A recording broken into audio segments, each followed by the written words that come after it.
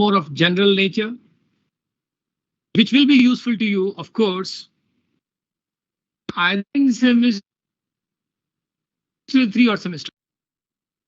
Just before that, except in semester 3, where we have 4 branches, right? In semester 4, there is no such thing like branch, honestly. What I mean by that, you can work because in semester 4, you don't have any theory papers. I'll be discussing the structure as well today, if time permits. So only up to semester 3, or rather only in semester 3, you are separated. Otherwise, semester 4 is common for all 4 branches. There is no physical semester 4 or inorganic semester 4 or analytical or organic semester 4. This I have made it very clear from the very beginning. So one can work with anyone in the sense, but it cannot be you with one you have 50 and the other you have 10. So there has to be some balance. In semester 4, you will be allotted mentors.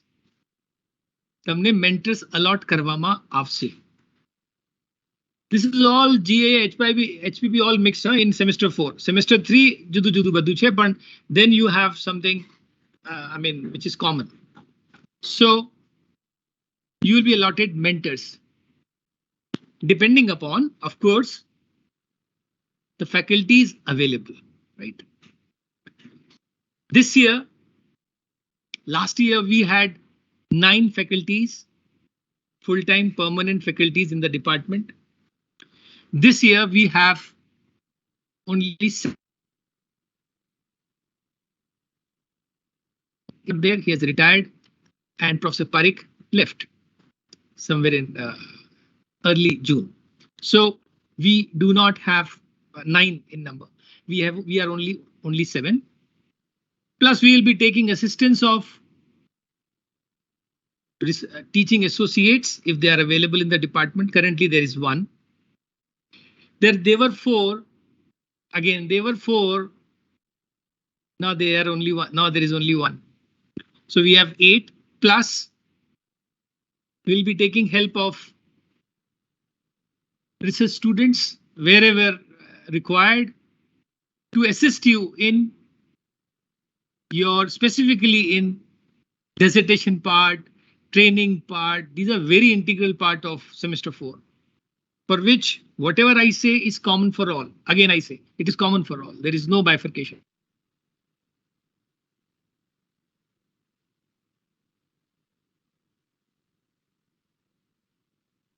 This is your semester 3 here.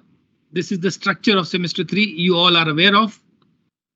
I'll be explaining whatever is important at each, for each course which you have here. Again, this semester is also of 600 marks, which has conventionally 4 theory papers. Here you will be separated. You have 4 branches here. I'm not going to show anything about a specific branch, but this is a general structure. You have first paper, that is 501, 502, 503, which are known as core paper. And then the 4th one, that is 504, is your elective paper.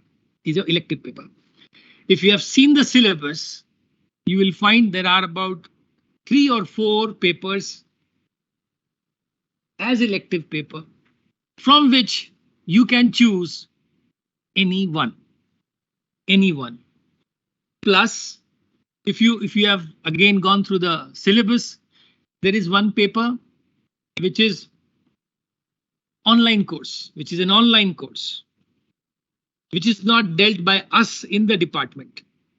For that, you need to register on SWAYAM portal. Register there.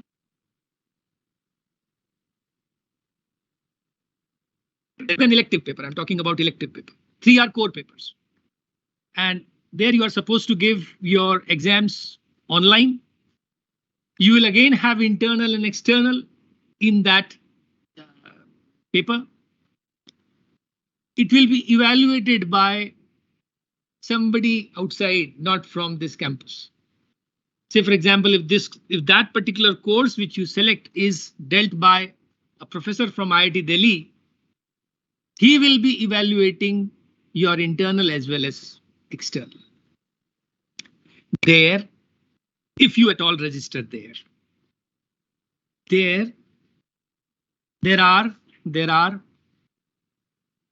certain things, certain things which are to be observed.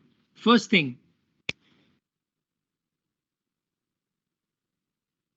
because every paper has some credits. તમે જો કે paper 1 છે એના 4 credit છે, similarly paper 2 ના 4 છે, 3 ના भी 4 છે અને 4th નું भी 4 છે, 4 ક્રેડિટ છે. जब तक क्रेडिट पूरे नहीं होते तब तक we don't consider it as a semester, complete semester. So I was just talking about the elective paper 504, where you have an option of online course. अब ऑनलाइन में ऐसा होता है कि जैसे मैंने आपको बताया, nobody from us will be involved in 504. This is one of the electives. If you take another elective, we'll be involved, right? So I'm just making things very clear from the beginning. So in 504, that SWAM paper, SWAM portal, where you can register and there is some nominal fees also.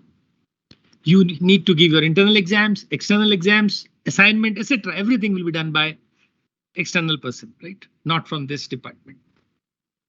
And their mandatory pass marks is 40%. Mandatory pass marks is 40%.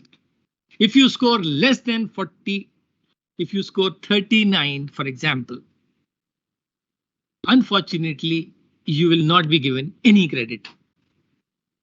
So if you are not given any credit, you lose 4 credits. And if you lose 4 credits, one cannot be given semester 3 mark sheet.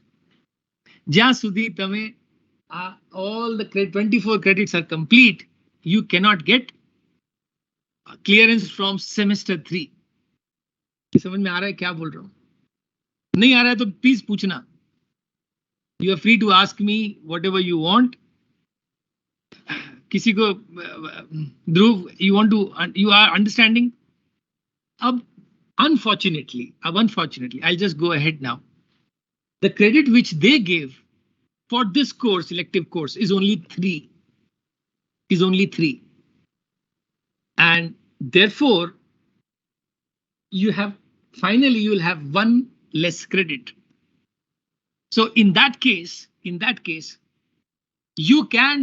one can do 2 such elective courses. Now the situation is becoming more difficult.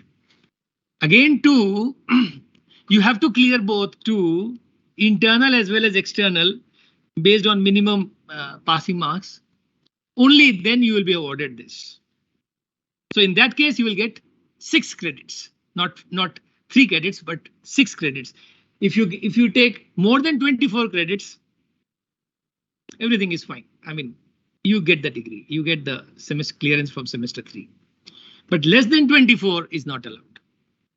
So again, I come back to 504 and I say that there are 3 to 4 electives. This is one such elective which I just mentioned. There are 2-3 electives more which you can take, and with which one of us will be dealing, depending upon on which branch you are, right? तो ये कुछ चीज मुझे बतानी थी आपको इस paper के बारे में. Then you have lab course 1, which is practicals, and lab course 2, which is again practicals, 100 marks each. So this totals to 600 marks. So this was about your semester 3, which is very similar to semester 1 and semester 2, which is very similar to semester 1 and semester 2. But yes, you get a lot of choices here. There you don't get any choice because you have all 4 papers there: organic, inorganic, physical, analytical. Here you get choice. कुछ पूछना है अभी तक? जो भी कुछ query हो अगर पूछोगे तो those who are not asking at least they will be benefited. Yes,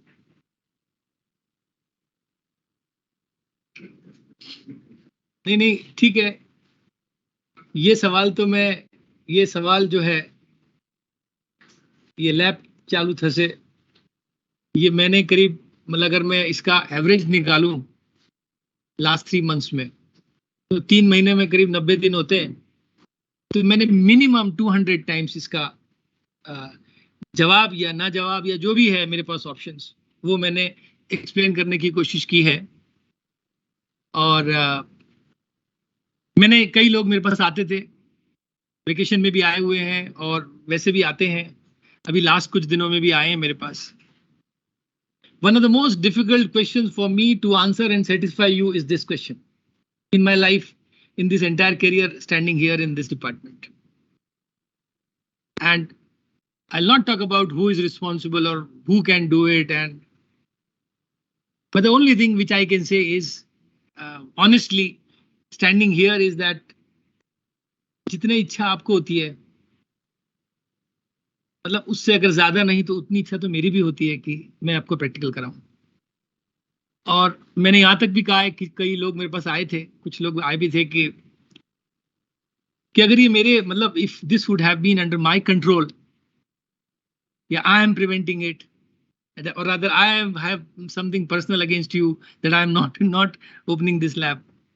I mean this is not the case कि मैं ऐसा करना चाहता हूँ। आपका जो सवाल रहता है, इसका मैं सीधा सीधा आंसर तो मैं बिल्कुल नहीं दे सकता, आपको भी पता है। देखिए, आप सब लोगों को भी काफी सारी चीजें मालूम है, फिर भी आप मेरे से पूछते हो। आई डोंट माइंड, बट देखिए कभी कभी मैं सोचता हूँ कि 1 साल से ऑलमोस्ट 1 ईयर हो गया है, जुलाई में ये इसका रेनोवेशन शुरुआत हुई थी 2021 में। एवरी टाइम हम सोच रहे थे कि सेमेस्टर 1 शुरू होते होते शायद हो जाएगा, नहीं हुआ। सेमेस्टर 2 से हो जाएगा। जो आप सोचते हो होपफुल हो, हम भी होपफुल रहे, मैं भी होपफुल रहता हूँ और भी सब होपफुल रहते ही हैं। नहीं हो पाया। अभी मैं आपको, अप्रैल में भी कुछ बातचीत हुई थी किसी से, तो मैंने कहा था होपफुली हम मई में शुरुआत कर लेंगे। पता है, एक बार हम ऑनलाइन लेक्चर थे तो मैंने कहा था 26 में, कहता हूँ मैंने कहा था, क्योंकि मैं इतना ज्यादा होपफुल था कि हो जाएगा। Whole vacation I tried, entire vacation I was here, I tried whatever possible with me based on, नहीं हो पाया। एंड जो अप्रैल की स्थिति थी ऑलमोस्ट वही स्थिति आज भी है। अब मेरे पास सोल्यूशन क्या आता है, मतलब मैं क्या करूंगा अब? I feel sometimes I feel very helpless, as if my hands and legs are all tied up and I'm asked to move. But every day मेरा करीब आधा 1 घंटा इसी चीज को सोचने में लगता है क्या होगा। अब इसका आंसर ये कि, क्योंकि क्या प्रॉब्लम क्या होता है, आपका नाम क्या है मैं भूल गया। हाँ, मीत। अगर मैं कुछ चीज कमिट कर देता हूं, जैसे डेट कमिट कर दिया, तो मेरे पास फिर तो इतने सारे सवाल आएंगे कि मतलब मैं किसको आंसर करूं। और ये भी मैं बता दूं कि मेरे पास इस दौरान लास्ट 3-4 मंथ्स में पता नहीं कितने व्हाट्सएप मैसेजेस, कितने ईमेल्स और फोन कॉल्स इससे या दूसरी चीजों से लगते हुए आए हैं। जहां तक हो सके 90% लोगों को मैंने रिस्पॉन्ड किया है। It is not physically possible for me to respond to 20-25 message on the same day. कुछ मिस आउट भी हो गए होंगे, and I am sorry for that, but as far as possible I have tried to respond to individually also. कभी देर हो गई होगी, मतलब आई एम नॉट फ्री कि मैं तुम वेट कर रहा हूँ कि तुम्हारा मैसेज आएगा मैं रिस्पॉन्ड करूंगा, ऐसा तो होता नहीं, because there are so many other things to do as well. But still आप लोग के मैसेजेस आए हैं। अब ये बात जो है प्रैक्टिकल शुरुआत होगी, मैं कोई डेट नहीं दे रहा, अगेन मैं कोई डेट नहीं दे रहा, नहीं तो पकड़ लिया जाते।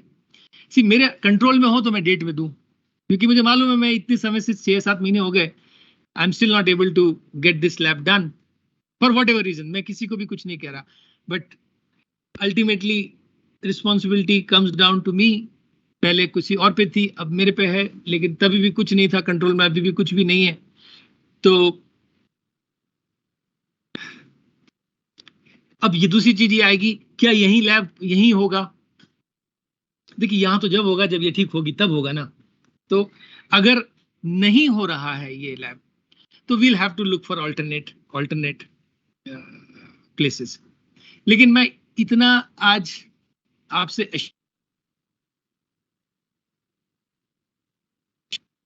चाहे मुझे अब बाहर करवाना पड़े, चाहे अब मुझे ऐसी जगह करवाना पड़े जो जगह सही नहीं है, लेकिन एक प्रैक्टिकल करवाना पड़े या 2 प्रैक्टिकल करवा सके हर ब्रांच में, या 3 करवा सके, मैं बहुत ही कंजर्वेटिव फिगर बता रहा हूं, तो भी इस बार मेरी इच्छा है कराने की।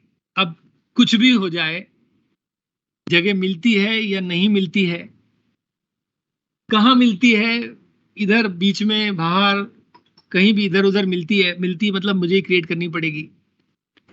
I'm hopeful. The only thing is, yes, the only problem is कि जहां भी मैं जाऊंगा या जहां भी करूंगा वहां पे मैं आई कैनॉट अकोमोडेट 250, मतलब ऐसी कोई जगह नहीं है जहां 250 को अकोमोडेट किया जा सके, and therefore I need to do it in batches. और जब मैं बैचेस में करूंगा तो मैंने बहुत सारी सर्वे किए हुए हैं, डिस्कशन भी बहुत हुआ है, ज्यादा से ज्यादा 30-40 को हम ले सकते हैं। अब 30-40 को लेते हैं, अब मुझे 250 को करवाना है, तो सुनो एक ही प्रैक्टिकल में कितनी बार और कितने दिन तक करवाऊंगा, और वो एक ब्रांच में होगा, फिर दूसरे ब्रांच में। तो एक चीज ये मैंने, जो मेरी खुद की सोच है और भी लोग सोचते ही हैं, you must be talking with doctor Maru sir also possibly, and he is very generous enough to tell you about each and everything. And मैं ऐसा सोचता हूँ, एक हो या 2 हो या 3 हो, जितने भी हो जहां भी हो, इस बार करेंगे, ठीक है? ऐसा मैं, ये मेरी इच्छा भी है और मैं चाहता भी हूं, और आपकी तो है ही है। कहाँ करेंगे ये मत पूछना, कहाँ करेंगे, कौन से दिन करोगे, ये सब चीजें मेरे लिए बड़ी डिफिकल्ट हो जाती हैं। when you sit here ना, then you feel the problems कि कितनी सारे प्रॉब्लम्स आ रहे हैं। Everything has to be tackled, और एक जना नहीं आता, बहुत जने आते हैं, और एक समय भी नहीं आते, जब मर्जी हो तब आते हैं। कोई संडे को फोन करता है, कोई रात को 9 बजे फोन करता है, कोई एग्जाम के 2 घंटे पहले फोन करता है, मेरा ये प्रॉब्लम है, इसमें ये लिखूं या ये लिखूं। मतलब अगर 11 बजे एग्जाम है तो मैं 9, 9:15 बजे उसका रिस्पॉन्ड करता हूँ, हाँ ये लिख ये मत लिख। मतलब ये भी बहुत ज्यादा हो जाता है मेरे लिए, बट ठीक है, still I try to, because क्योंकि भाई हम कुछ आपको दे नहीं पाए, जो हमको देना चाहिए था, आपको प्रैक्टिकल जो आपको जगह देनी थी दे नहीं पाए। That is why I feel कि रिस्पॉन्ड टू यू, ऐसा नहीं है कि I should leave you on your own. तो अब इससे ज्यादा तो मैं क्या कहूँ मीत। यस यस,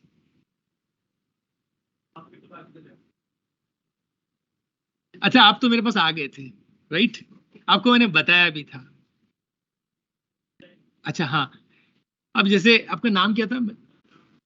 करण ना? हाँ करण एंड रक्षत, है ना? कोई रक्षत या से कोई नाम आए थे। यस, ये मेरे पास आए थे कुछ दिन पहले, और इन्होंने मेरे से पूछा था कितना काम हुआ है, तो मैंने इन्हें बताया था अराउंड 80 to 85% काम हो चुका है। बट प्रॉब्लम ये होता है ना कि इट इज समथिंग लाइक, अब यही 80-85% ऑलमोस्ट अप्रैल में भी था, तो अब कैसे कमिटमेंट कुछ कर दिया जाए? हाँ कुछ कहना चाहते हो? और ये बात होती है ना कि 80 तो थोड़ा सा ही बचा है, बात तो सही है, थोड़ा सा बचा है। मेरा सिर्फ इतना कहना है, अगर आप कोई चीज बाजार से लेने जाते हो जिसकी कीमत 50 रुपए, आपके पास 45 रुपए, तो आपको दे देगा क्या? प्रॉब्लम वही अटकी हुई है कि वो है तो बहुत छोटी सी चीज अब बची हुई है, लेकिन वो 5 रुपए नहीं मिल पा रहे हैं, और मतलब अब तुम बोलोगे 5 रुपए तो हम दे देते, वो 5 रुपए वाली बात नहीं है। मेरा सिर्फ बताना है कि we are so close, but still I am unable to get it, rather we are unable to get the work done.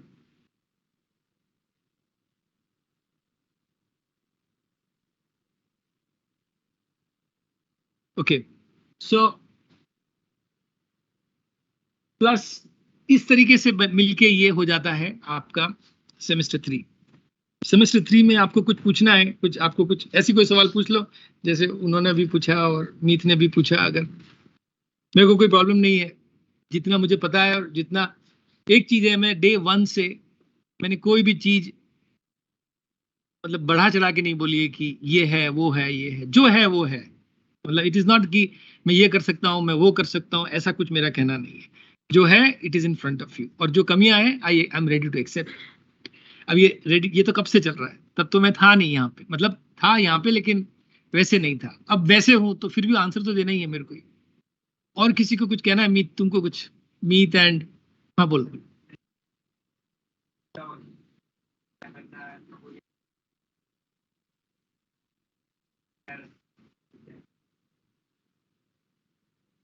अच्छा, एक करी ने बताया, हाँ ठीक है, ये भी ये भी एक पॉसिबिलिटी है जहां जहां पे हम कह रहे हैं कि, लेकिन फिर ऐसा तो नहीं कहोगे ना अगर कि भाई हमारे जाते का कुछ है, तो फिर दूसरा सवाल ये आ जाएगा। तो हम ऐसा करना चाहेंगे कि छोटे छोटे बैचेस को, छोटे छोटे बैचेस मतलब सपोज मैं अगर एक रो में 5 सेटअप कर सकता हूँ, 5 सेटअप किसी चीज के हो रहे हैं, तो सब में 5-5 या 6-6 ग्रुप का बना के, so at least I can accommodate in a group 30 students, and those 5 will be doing, one of them or maybe all of them will be doing the practical. That is how we feel कि कर लें। एक जना दिखाएगा, 40 जने देखेंगे, कहाँ से देखोगे, मतलब इतना थोड़ा प्रॉब्लम होगा शायद। तो इसके लिए हम ग्रुप्स बना के, this is what I feel, this is what I feel कि जो भी छोटी भी जगह मिलेगी, जहां भी मिलेगी, जितनी भी सुविधा है, और ऐसी चीजें कराने की कोशिश करेंगे जिसमें कि कम से कम सी मेजर प्रॉब्लम जो है one of the is gas. ठीक है, गैस की प्रोसेस काफी, जितनी भी प्रोसेस थी वो सब चल रही है, ऑलमोस्ट डन है, but it goes for signature, it doesn't come, और इट कम्स लेट, और there are so many things. So वो प्रोसीजरल जो प्रॉब्लम्स हैं, इसलिए मैं डेट नहीं दे रहा। तो प्रॉब्लम एक गैस का है, दूसरा है पानी का, ठीक है, और ड्रेनेज का। ये जो 3 इंपॉर्टेंट चीजें जो होती हैं, लाइट तो भैया ठीक है, कम लाइट में भी काम कर सकते हैं, लेकिन ये जो प्रॉब्लम्स हैं, तो ऐसे प्रैक्टिकल्स को आइडेंटिफाई करके जिसमें कि कम रिक्वायरमेंट्स है, कम ये सब चीजों की जरूरत है या नहीं है, वो वाली चीजों को पहले करा देंगे, and will wait till you get this labs renovated completely. तो ऐसा है, ठीक है ना। ऐसा नहीं है कि मैं आपको बता रहा हूं कि आपको ऐसा लगेगा कि हम यहाँ आ जाते हैं, अपना चले जाते हैं और कुछ सोचते नहीं है, बिल्कुल भी ऐसी बात नहीं है, बिल्कुल भी ऐसी बात नहीं है। आप you are free to discuss and share with anyone, ऐसी कोई भी बात नहीं है। जितना एफर्ट जा रहा है ना, शायद इतना एफर्ट नॉर्मल समय में भी नहीं जाता, इतना जा रहा है। बट प्रॉब्लम यही है, तुम्हें पता है कि जब वो इसका फुटबॉल का मैच होता है, दिखता क्या है कि आपने गोल किया कि नहीं किया। आपने कहा कि आप 50 बार गोल के पास ले गए, कभी पोस्ट पे लग रही है, कभी वो रोक रहा है, लेकिन बाद में स्कोर लाइन क्या दिखता है, 0-0। बस प्रॉब्लम यही है कि वो स्कोर लाइन हमारी में कुछ दिखता ही नहीं है, 0 है उधर। The moment it is done, तो आपको दिखेगा कि नहीं, कुछ कुछ हो रहा है, तो ठीक है। सो this is what I would say on this. फिर भी अगर किसी को और भी कुछ पूछना है तो please you are free to ask. अच्छा, इसमें भी देखिए, इसमें भी वही है सिस्टम, इंटरनल का मार्क्स है, आपने यहाँ देखा है 5 marks for seminar, and then again from 5 marks for assignment, 5 marks for attendance. अब अटेंडेंस अभी हमने लास्ट टाइम नहीं की थी फॉर ऑब्वियस रीजंस, कि आप फुल टाइम यहाँ पे नहीं आ पा रहे थे। बीच में सेमेस्टर 1 में भी कुछ, बीच में कोरोना का कुछ आ गया था जनवरी के महीने में, सो अटेंडेंस को हमने हटा दिया था। So this is optional, attendance is optional as of now. If everything is fine, it is there, but we will be telling you कि वी आर काउंटिंग और नॉट, मतलब but attendance is counted for you, attendance is counted. If something happens, or if God willing nothing happens, then it stays. 5 marks will stay for attendance, and that is important, अभी तक क्योंकि आपने इसको experience नहीं किया है इस system को, इसीलिए आप इसको समझ नहीं पा रहे हैं, लेकिन ये 5 marks आर इंपॉर्टेंट। वो अभी आप देखोगे जब अभी मेरिट बनेगा ना, अभी सेमेस्टर 1 सेमेस्टर 2 का, then when branches will be allotted, then you will see कि क्या होता है, मतलब importance. Total marks 30 and 70 marks is for external. कितने लोग एचपीपी में हैं इधर? अच्छा, आप लोग तो सेफ आए, मतलब you are getting that, and rest of you are in GIA. So I know कि पेपर्स में भी मुझे किसी ने कुछ बताया कि इतना because of lack of practice writing theory papers you face lot of problems. If that is the problem, it is a common problem. तो वो तो कॉमन नीचे आएगा ना. So it will not make a difference in your branch. सभी का नीचे है तो सभी का नीचे है, ठीक है. सो दैट विल नॉट, ये तो बैकग्राउंड है, जो बैकग्राउंड बनता है उसके ऊपर सिग्नल आता है. अब बैकग्राउंड यहाँ थी, अब बैकग्राउंड यहाँ है, तो वो तो हमको तो सिर्फ सिग्नल देखना है. So that was about your semester 3.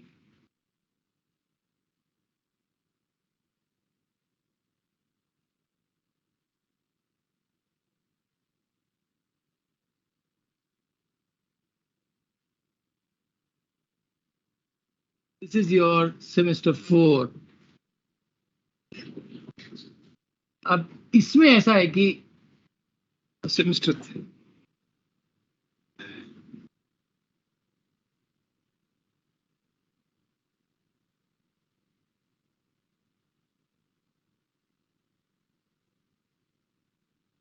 इसमें सेमेस्टर 4 दिखता है, इसमें क्यों नहीं दिख रहा?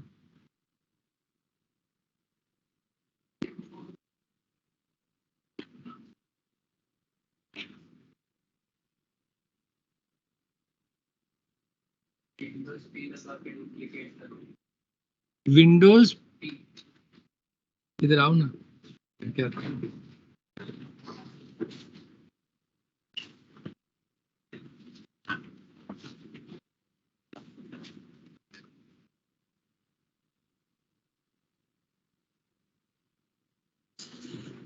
तो ये माउस नहीं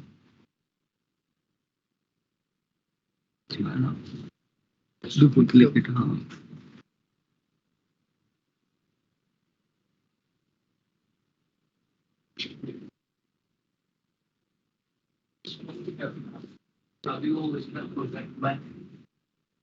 अब क्या, अब खोलूं? पहले कुछ दिखे इसमें. ये क्या किया? तो करूं क्या अब मैं? अच्छा ये बंद कर. अच्छा अब दिख रहा है.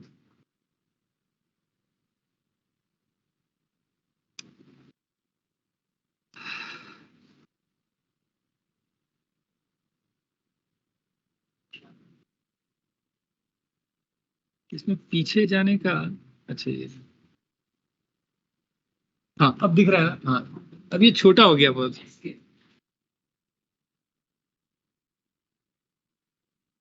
अब वैसे जाएं. ओके.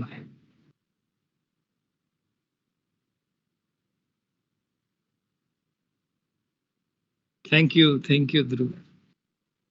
हो गया. अब ये जो सेमेस्टर 4 है, इसमें देख रहे होंगे थोड़ा थोड़ा कुछ चेंजेस दिख रहा है. This is how. और माइंड यू, इसमें भी इंटरनल होगा, इसमें भी एक्सटर्नल होगा. लेकिन जैसे मैंने बताया कि जो मेंटर अलॉट किए जाएंगे सेमेस्टर 4 में, जो मेंटर्स अलॉट किए जाएंगे सेमेस्टर 4 में, they will be responsible for your continuous assessment evaluation during that period of time, and they will be awarding marks out of 30, internal marks out of 30. तो जो mentor होगा ना, उसके अंडर में आपको ये सारी चीजें उसके अंडर में करनी है. This is how the structure is and was last year as well. Last year का मैं आपको एग्जाम्पल बताऊं. देखिए लास्ट ईयर लैब तो थी नहीं, आपको पता है, लेकिन करीब 50 to 60 students worked in labs in the new building. Research labs के अंदर किसी में 5 घुसे, किसी में 10, 12, 2, 4, कहीं ना कहीं. वहां क्या होता है, लिमिटेड था तो वो थोड़ा किया, and they did wonderfully well in that, in their dissertation work. जिन्होंने भी यहाँ पे काम किया है ना, वो आप उनका आप डिसर्टेशन उठा के देख लीजिए, उनका आप इंडस्ट्रियल ट्रेनिंग उठा के देख लीजिए. इसी समय के अंदर जब आपके पास लैब नहीं थी, आप तो इसकी वजह से अटके, ये हमारी लैब की वजह से, लेकिन वहां पे उन्होंने काम किया है. एंड इसमें ऐसा नहीं है कि आपको यही काम करना है और यहाँ 250 को कराया भी नहीं जा सकता. ऑनेस्टली जिनको बाहर करना है वो बाहर कर सकते हैं, जिनको यहाँ करना है वो यहाँ कर सकते हैं। हर एक चीज का कुछ कुछ मेथड है, वो सब धीमे धीमे आएगा आपको, मैं बताता जाऊंगा कि क्या क्या सिस्टम है इसमें। साइंटिफिक राइटिंग जो लिखा है ना, लेक्चर्स या डिस्कशंस, दैट विल बी, पहला पेपर है 507, that is 100 marks, 508 again 100 marks, 509 is 100 and 510 is 300। ये इसका स्ट्रक्चर है, total comes out to be 600। जो पहला पेपर है साइंटिफिक राइटिंग, ना this is becoming a very and आपको मैं ये भी बता दूं कि ये साइंटिफिक राइटिंग की वजह से एटलीस्ट 4 या 5 ने आज अपना पेपर या तो पब्लिश किया है, कर दिया है, या कम्युनिकेट कर लिया है, या प्रोसेस में है। And this is not a small achievement at all. क्या आप एमएससी के अंदर कोई चीज पब्लिश कर सको अपने नाम से, of course with you, along with your mentor, which was never possible before, but because of this compulsion here you are able to do this. जब तक कोई चीज कंपल्शन नहीं होती ना, तब तक हम जनरली करते नहीं है।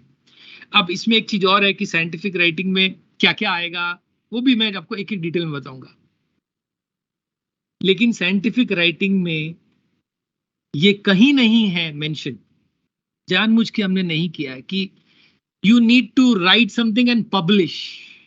Right? Yes. Publish कर लेना is not a small thing in which you can do in 4 months, honestly. लिख के, काम करके, लिख के उसको पब्लिश कराना, इसको मैं 1 साल कहूंगा, वो भी कंजर्वेटिव फिगर है, 1 ईयर। तो मैं 4 मंथ्स या 5 मंथ्स में ये पूरा हो जाएगा, ये जरूरी नहीं है। तो कहने का मेरा मतलब ये है, पब्लिकेशन इज नॉट मैंडेटरी।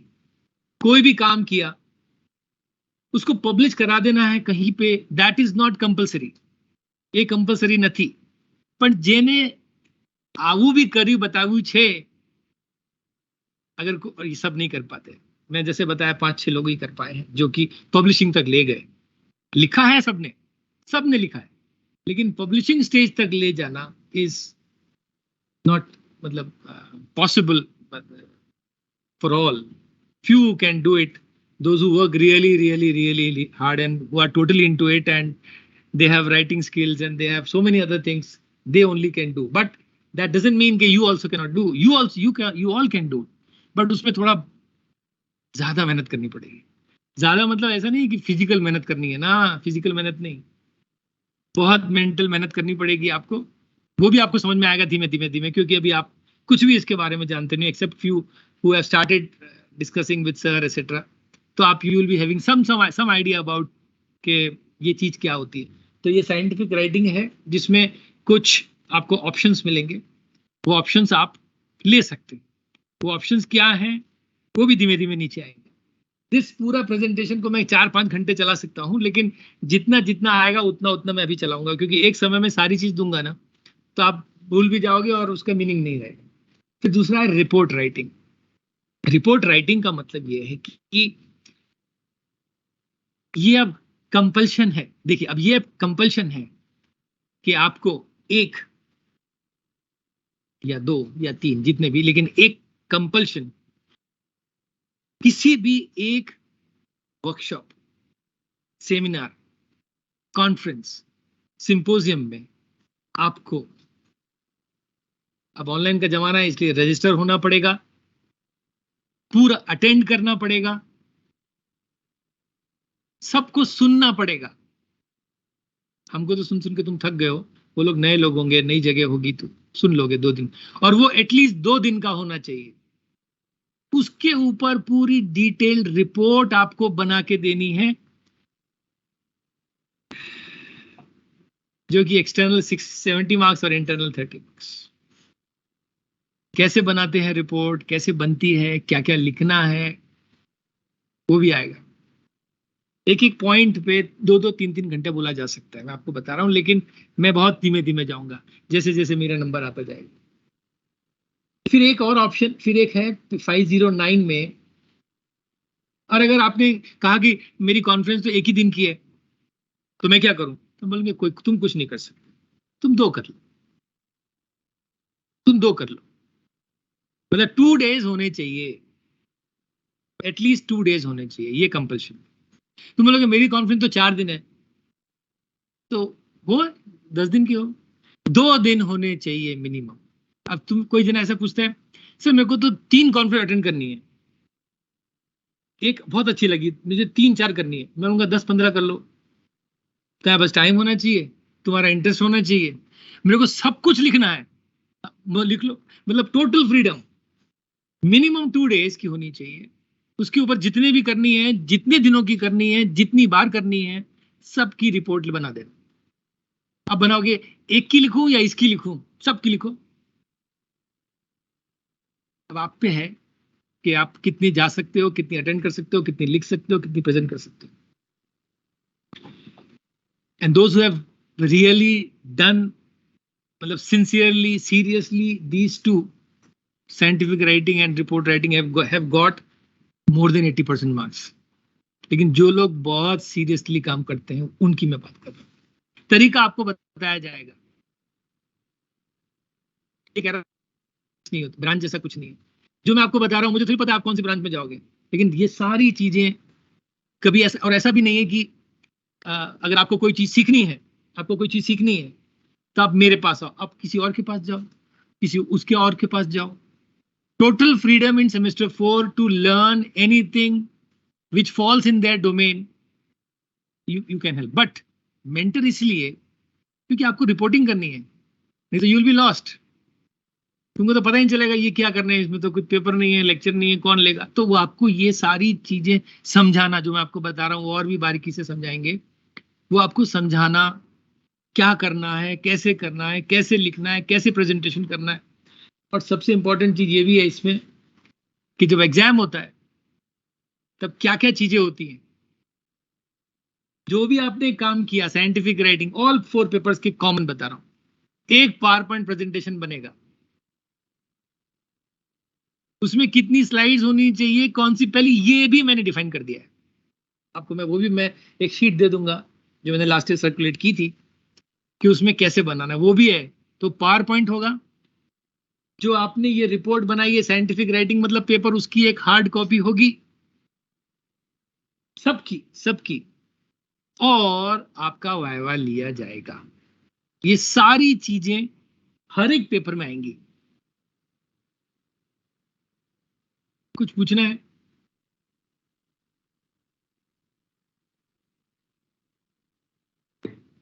हाँ मैं तुमसे पूछ रहा हूँ। हाँ, तुम ही से ये तुम्हारे पीछे से। हाँ तुमसे। समझ में आ रहा है कि नहीं आ रहा? कहीं कुछ क्लैरिटी हो चाहिए तो आप मुझे बताना, I will be happy to clarify it further. चलो नहीं समझ में आ रहा है?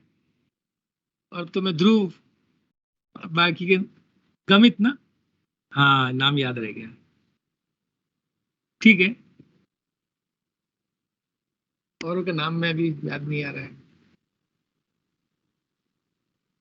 ठीक है। तो ये अब दूसरे 509 में लिखा इंडस्ट्रियल ट्रेनिंग और नेट जीसेट बेस्ड टेस्ट। अब इसमें ये पेपर में एक और ऑप्शन है कि आप या तो आप इंडस्ट्रियल ट्रेनिंग कर सकते हो, इंडस्ट्रियल ट्रेनिंग आप किसी भी जगह जाके कर सकते हो। अब आप पूछोगे कौन सी कंपनी में जाएंगे, तो उसकी भी लिस्ट बना दी है भैया, क्योंकि खत्म ही नहीं होती ना लिस्ट तो, कि इसमें जा सकते हैं, इसमें जा सकते हैं, उसमें जा सकते हैं। कभी भी ऐसा हो, जो आपके मेंटर हैं उनसे आप डिस्कस कर सकते हैं, ठीक है, जो आपके मेंटर अलॉटेड है। ऐसे बहुत सारे क्वेश्चंस आपके दिमाग में आएंगे, आने भी चाहिए, कि आप अपने मेंटर से डिस्कस कर सकते हो कि मैं ये इंडस्ट्री यहां जाके कर लूं। अब कितने दिन की? वो 21 दिन की, उसकी भी एक रिपोर्ट बनेगी, उसकी भी पावर पॉइंट प्रेजेंटेशन बनेगा, और उसका भी वाइवा होगा। या फिर ये नहीं करना है, ये नहीं करना है, तो एक आपको 70 मार्क्स की नेट सेट स्लेट बेस्ड एक एमसीक्यू टाइप सवाल मिलेगा। लेकिन अब ये याद रखना, ये एमक्यूसी और जो देते आए हो एमक्यूसी, उसमें बहुत फर्क है। ये एमक्यूसी घर बैठे ग्रुप में बैठ के ऐसा कुछ नहीं होता इसमें। इसमें आपको यहां आना पड़ेगा, सबके सामने लिखना होगा, और ये इसका जो लेवल है ना, अभी तो हम जो पूछते हैं वो तो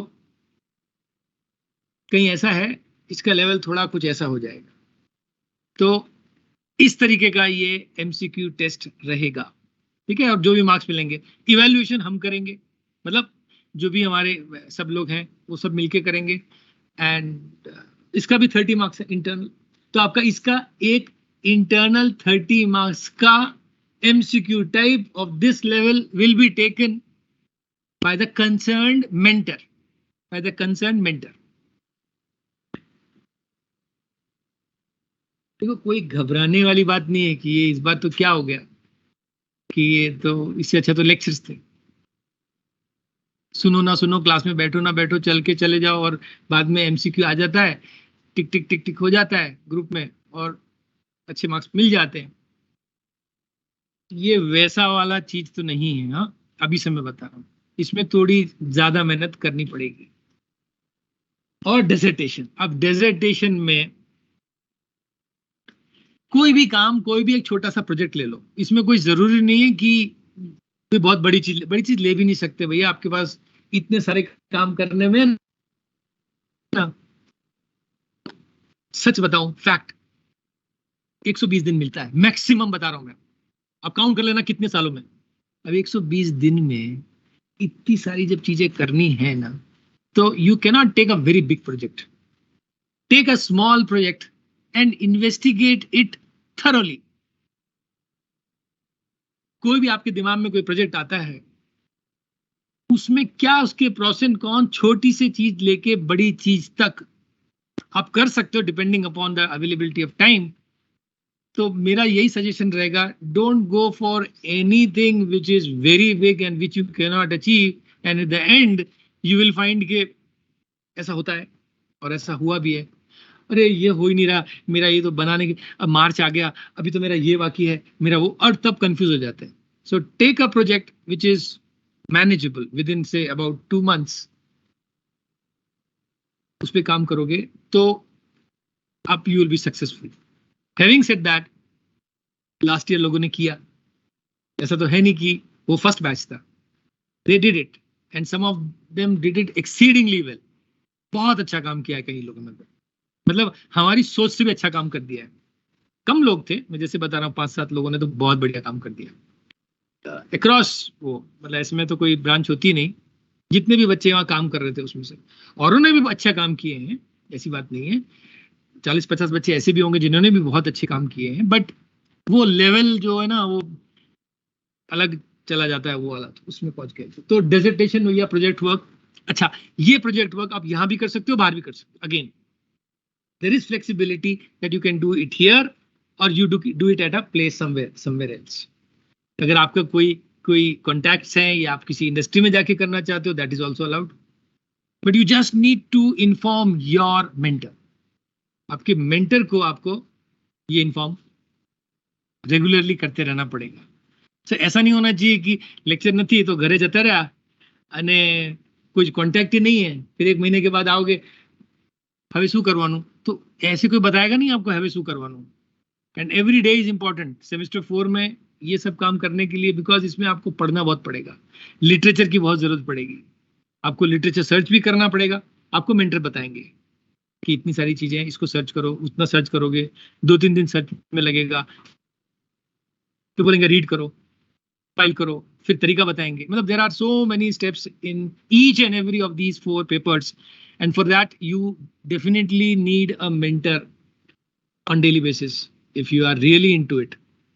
डेली अगर आप मेंटर के साथ 1-2 घंटे बैठ के डिस्कस करोगे ना, तभी ये चीजों में आपको सक्सेस मिलेगी। और जिन लोगों ने किया है उन लोगों ने बहुत अच्छा कर दिया है, ये भी हमने ऑब्जर्व किया है। सब लोग तो नहीं कर पा सकते हैं, it is not possible because of this large number, but यही number just out of contest बात कर रहा हूँ, यही नंबर अगर 50-60 होता ना हमारे यहाँ पे, सपोज अभी तो 250 है, उससे ज्यादा भी हो जाएगा इस साल तो मैं ऐसा समझता हूँ कि ये प्रैक्टिकल का भी हम कहीं ना कहीं करवा देते, इधर उधर कहीं पे। मतलब अब ये 250 को लेके जाना बड़ा दिक्कत हो जाती है, लेकिन अगर 50-60 होते कहीं भी, और जितनी अमाउंट, जितना कॉन्सेंट्रेट, जितना ध्यान हमें आप पे देना चाहिए ना, अब ये सोचो, मेरे पास अगर 4 स्टूडेंट्स हैं तो मैं उनको एक अच्छे से ध्यान दे सकूं। मेरे को बोला आपको 25 करनी है, अब 25 में तो मुझे तो नाम ही याद नहीं रहेगा किसी का कि वो कब आया था मेरे पास। ऐसे काम नहीं होगा इसमें कि हाँ तुम जब आओ और मुझे थोड़ी याद रहेगा किसका। तो लिमिटेड नंबर होता है तो हो सकता है, बहुत अच्छे से हो सकता है, लेकिन अब जब इतना, अब आप सोच लो जितने मैंने फैकल्टीज बताई और जितने आप नंबर हो, तो मैं नहीं समझता किसी के पास भी 25 से कम आएगा। अब 25 जब आएंगे तब वही हो जाता है फिर कि जितना ध्यान जितना ज्यादा रहेगा उतना ज्यादा अच्छा है। लेकिन टू मैनेज 25, हम रिसर्च जब होती है तो हम 4-5 होते हैं, उसी में हमारा सारी एनर्जी चली जाती है। अब हमको ये 25 आएंगे तो नेचुरली कि थोड़ा वो तो रहेगा, but still those who are really interested and we find them that they are very earnest in their work, very sincere in their work, they will definitely be at advantage, definite advantage। क्योंकि ये बात याद रखना फिर से, mentor जो तुम्हारा है वो पूरा इंटरनल, एक्सटर्नल तो एक्सटर्नल के लिए वाइवा लेने आएंगे, वो बाहर वाले होंगे। तो अभी से मैं ये बता दूं कि उसमें फिर हम नहीं होंगे क्योंकि बाहर वाला होगा, तो वो एक उस पर डिपेंड करता है। बट जो इंटरनल है वो पूरे का पूरा आपके मेंटर पे डिपेंड करता है। So try to remain in contact with your mentor as much as possible।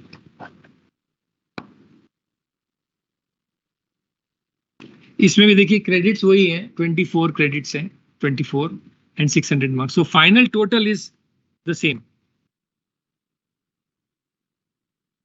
अब मैं कुछ थोड़ा थोड़ा चीज बताऊंगा, ज्यादा नहीं बताऊंगा, थोड़ा थोड़ा आज के दिन, बहुत ज्यादा मैं हैवी डोज नहीं करना चाहता। लेकिन जैसे हमने पहला पेपर देखा था 507 में एक चीज आती है साइंटिफिक राइटिंग। अब साइंटिफिक राइटिंग का मतलब क्या, हमने तो कभी कुछ लिखा नहीं, हमने तो नोट्स पढ़े हैं, शायद बुक्स भी नहीं पढ़ी हैं, शायद या कम बुक्स पढ़ी होंगी बहुत। अब पढ़ना पड़ेगा। अब इसमें कोई मटेरियल रेडी नहीं है, इसमें कोई बुक भी रेडी नहीं है, इसमें आपको सर्च करना है।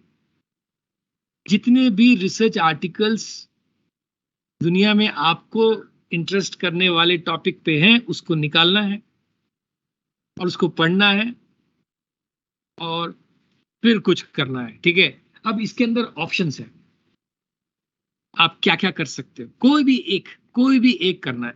जैसे writing any research article, research article के मतलब ये होता है कि आप कुछ काम करो, कुछ लैब वर्क करोगे और फिर उसको लिखोगे, और उसका लिखने का तरीका बहुत अलग होते हैं, बट उसको लिखोगे पूरे एक साइंटिफिक फॉर्मेट में, और that becomes your research article. जिसमें आपने कुछ लैब में जाके कुछ काम किया, कुछ रिसर्च किया। एक आता है रिव्यू आर्टिकल। रिव्यू आर्टिकल मतलब कि इसमें लैब में काम नहीं करना है। देखो अब इसमें डिफरेंस है दोनों में। पहले वाले में तो आपको कुछ काम करना है, ठीक है, लैब में जाके कुछ एक्सपेरिमेंट करने हैं, कुछ रिजल्ट आएगा, कुछ चीज कंक्लूड करनी है, मतलब आपके पास कोई ऑब्जेक्टिव होगा, आपका कोई मेथोडोलॉजी होगी या कोई पाथवे होगा, फिर आपका कुछ एक्सपेरिमेंट होगा, कुछ रिजल्ट आएगा, कुछ डिस्कशन करोगे, कुछ कंक्लूड करोगे। This is the part of your research article very broadly. Title में मतलब सब्जेक्ट कौन सा लेना है। अब तुम पूछोगे किस पे हम साइंटिफिक राइटिंग करें, तो अगर if you ask me, you can write out any known topic of your interest in chemistry. ये मेरा तो फिजिकल केमिस्ट्री में इंटरेस्ट है, हाँ तो कर सकते हो। लेकिन मैं तो ऑर्गेनिक कर रहा हूँ, हाँ वो भी कर सकते हो।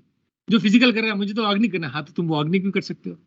तो इसमें मैं आपको जैसे पहले बताया, सेमेस्टर 4 के अंदर कोई ब्रांच का कोई हिसाब किताब नहीं है।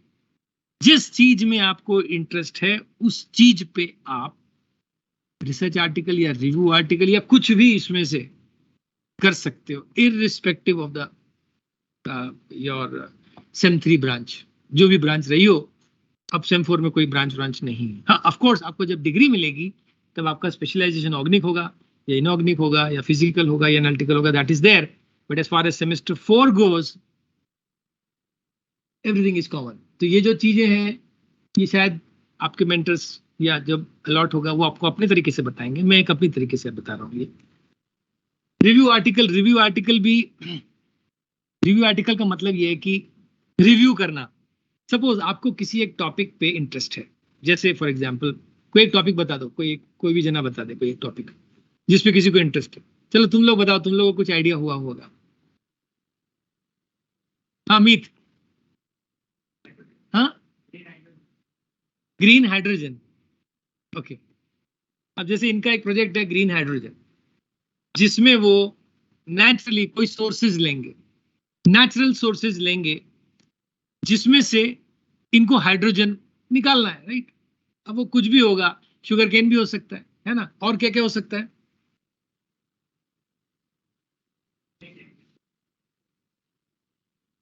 कौन सा वाटर? अच्छा, वाटर का इलेक्ट्रोलिसिस, हाँ। और भी बहुत सारे ऐसे ऑप्शंस हैं जिससे कि आप क्लीन हाइड्रोजन निकाल सकते हो, ठीक है। तो अगर आपको इस पे एक रिव्यू आर्टिकल लिखना है,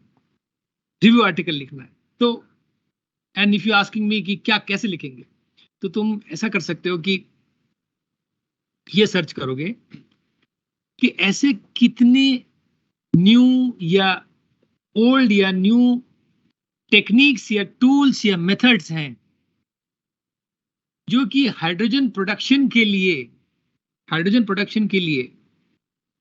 यूज किए गए हैं। जब आप लिटरेचर करोगे आपको पता चलेगा, आप देखोगे आपके पास जिन लोगों ने डिफरेंट सोर्सेज से हाइड्रोजन का प्रोडक्शन कर लिया है।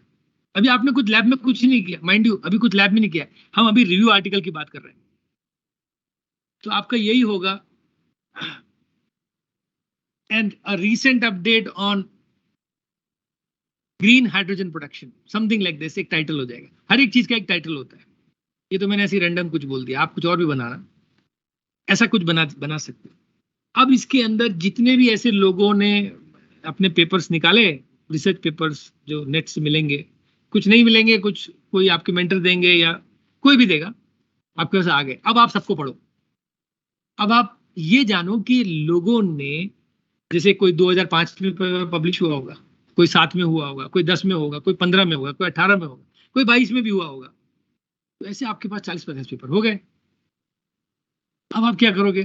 पढ़ लिया, समझो उसको, समझो क्या उसमें किया है, कैसे किया है। आप कुछ चीज देखोगे उसमें, वो ये चीज देखोगे कि 2005 में लोगों ने इसी पे काम किया था, और ये मेथड जब काम किया था तो इसकी इफिशिएंसी इतनी थी कि भाई इसमें इतना ही हाइड्रोजन निकल सकता है, और इसमें कुछ प्रॉब्लम्स आ रहे थे, लेकिन उस समय में काम किया 17 ईयर्स बैक, तो इट वाज नोटवर्दी। उसके बाद तुम ये देखो कि 2007 में भी किसने काम किया है, उसने भी ग्रीन हाइड्रोजन। तो उसने किस में किया? तो वो कुछ प्रोसेस या तो न्यू होगा या वो एग्जिस्टिंग मेथड पे कुछ मॉडिफिकेशन हुआ होगा। आपको समझ में आ रहा है? फिर 2012 आया, 12 में क्या किया? उसने टेक्नोलॉजी बदल दी, कुछ नई टेक्नोलॉजी से या नया टोटली नया टूल बना दिया जिससे आप ग्रीन हाइड्रोजन प्रोड्यूस कर सकते हो।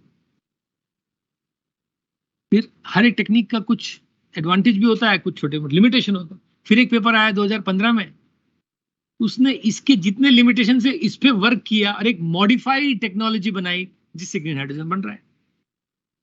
ऐसे ऐसे करके ना, आप जब ये पढ़ते जाओगे तो आपको एक आइडिया आ जाएगा। अब आपको इसको सिस्टमैटिकली लिखना है कि in the year 2005 so and others created the first known method to produce green hydrogen using these sources.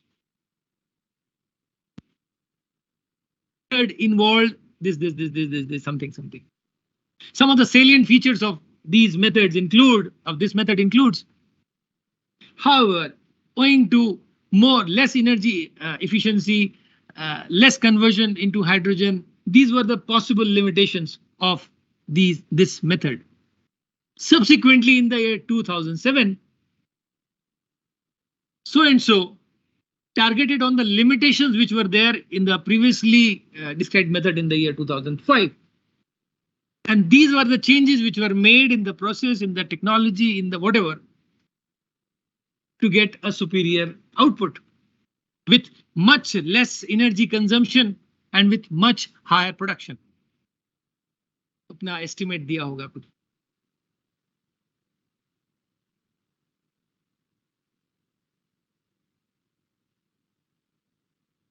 Limitations of the previous two techniques, an entirely new technique was developed so as to further minimize energy conversion, consumption, greater efficiency, less waste production, and much less expensive technology.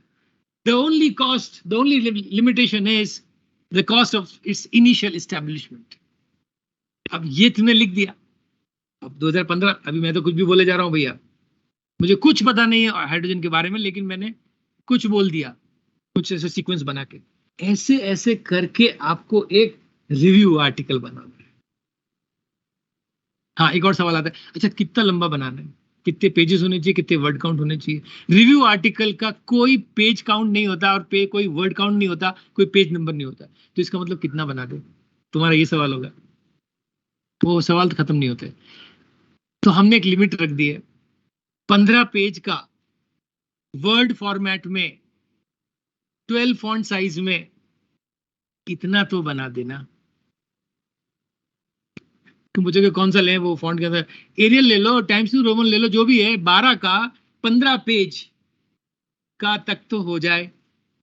अब ये जो बन गया, अब ये है ना सिर्फ इवैल्यूएशन के लिए बन गया है, मतलब आपका एग्जाम नहीं, आपको 70 मार्क्स में से जो, लेकिन अगर इसको पब्लिश करना है ना तो इसके ऊपर जाना पड़ेगा. अभी मैं वो सारी चीजें आपको अभी नहीं बता सकता हूँ, क्योंकि it is again going too much into it and it depends upon, varies from topic to topic.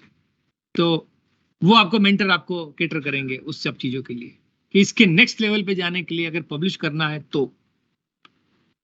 But मेरा ये मानना है कि आप लोग इतनी मेहनत करना कि कोशिश तो जरूर कर देना पब्लिकेशन तक की. हो पाए ना हो पाए, that is, don't worry about that, but at least अपना पूरा एफर्ट डाल देना कि मैं यहां से निकलूं तो कम से कम मैंने सबमिट तो कर दिया. पब्लिश बाद में होगा, पब्लिश होने में बहुत टाइम लगता है ऑनेस्टली, ये आपको मैं बता दूं. मैंने बताया 1 साल तो कंजर्वेटिव फिगर है. शुरू करने से पब्लिश कराने में 1 साल में होता है. वो आपको धीमे धीमे पता चलेगा कैसे होता है. फिर आता है कमेंट्री आर्टिकल्स. ये आर्टिकल्स के टाइप्स हैं. एक और होता है पर्सपेक्टिव आर्टिकल, वो इसमें मैंने मेंशन नहीं किया है. अब ये तुम पूछोगे क्या इतने ही अलाउड हैं? No, there can be many more, there are many more. मैंने लिखे भी नहीं है इसमें. देयर आर 15-20 होंगे, इतने हैं अंदर ऑप्शंस. तो अगर आपको ये सब की इच्छा नहीं है, कुछ और लिखने की इच्छा है, तो हमसे वही चीज है. अब आपको मेंटर चाहिए, क्योंकि मेरे पास थोड़ी सब आओगे, सबको मेंटर अलाउटेड है. You go to your mentor, sir मैं इसमें भी लिखना चाहता हूँ. हाँ, तो वो तुमको आप थोड़ा थोड़ा गाइडेंस करेगा. ऐसे ऐसे करके ये काम होगा. Commentary articles and perspective articles are of higher level of articles. ये थोड़े हायर लेवल है. मतलब मैं ऐसा समझता हूँ, मैं ऐसा आपसे कहूंगा कि आप रिव्यू आर्टिकल तक रहो, क्योंकि जो आपके पास टाइम है ना वो इतना ही है कि आप वो ही कर सकते हो. कमेंट्री में क्या होता है कि अगर आपने उसमें कुछ काम किया हुआ है ऑलरेडी, आप उसमें कुछ ऐसी चीज देना चाहते हो जो कि एक मतलब which could create something new, something different approach to the existing ones. वो कब आती है? जब आप 1-2 साल काम करते हो, तब आप में कुछ डेवलप होते हैं स्किल्स. तो कमेंट्री आर्टिकल और पर्सपेक्टिव आर्टिकल्स थोड़े से एक टफ लेवल के हैं, but they can be attempted. Case studies वो होती है कि जैसे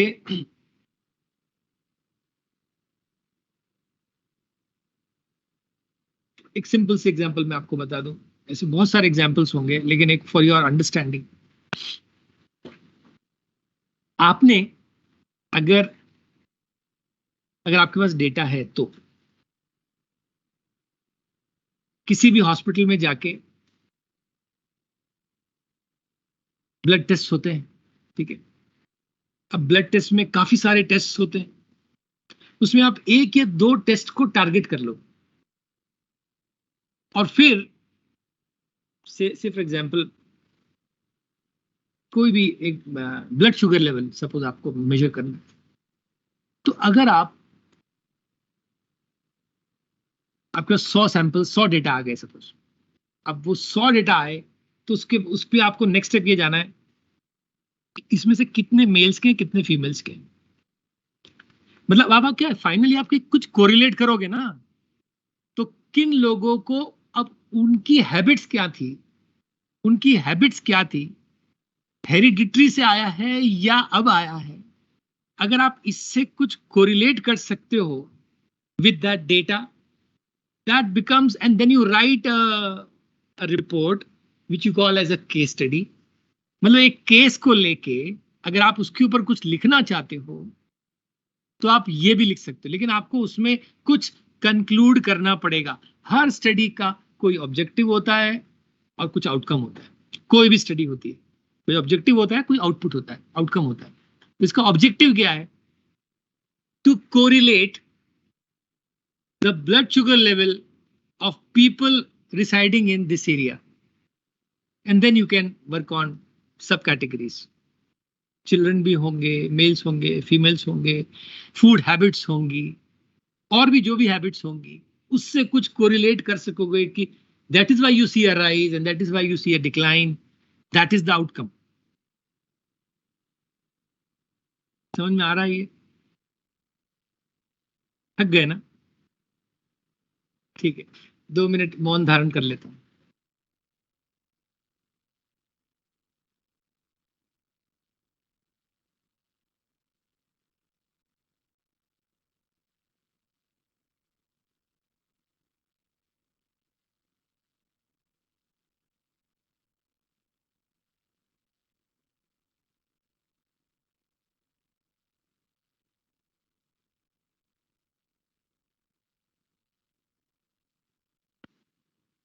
हाँ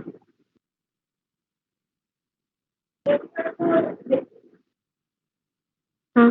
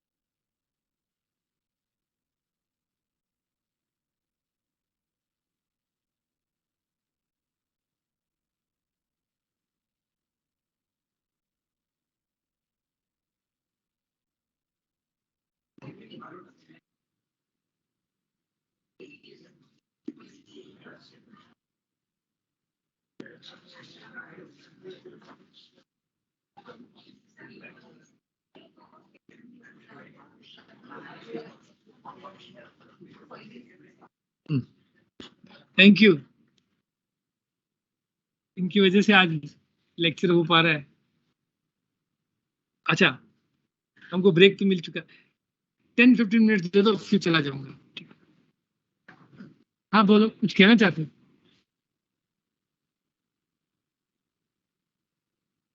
बताओ बताओ, मैं चला जाऊं ऐसा कहना चाहते हो? सब साथ में बोलते हो, मुझे समझ में नहीं आता क्या कहना चाह रहे हो। ठीक है, आप जब डिसाइड कर लो तब मुझे बताना। ये जो ना, evaluation will be based on novelty, relevance, significance and impact. मतलब जब इसका इवैल्यूएशन होगा, जब आप वाइवा दोगे, आपका प्रेजेंटेशन होगा, तब किन किन चीजों पे आपका इवैल्यूएशन होगा। These are the things: novelty, relevance, significance and impact of that topic, in addition to what you say, what you present, how you respond to the queries raised by anybody, उस पे भी depend करेगा। ठीक है, तो जब आपका evaluation हुआ करेगा out of 70 marks, that will B through this. So this is, ऐसे बहुत सारे हैं, जैसे मोनोग्राफ है। मोनोग्राफ इज समथिंग, हाँ ये શું હોય છે मोनोग्राफ?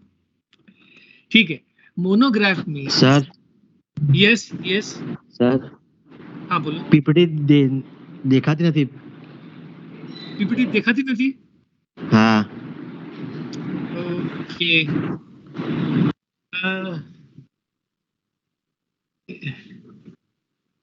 પીપીટી દેખાતી નથી, હવે દેખાય છે? નથી દેખાતી,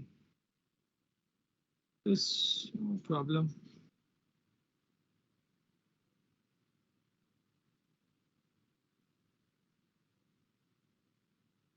क्या स्क्रीन शेयर करना है?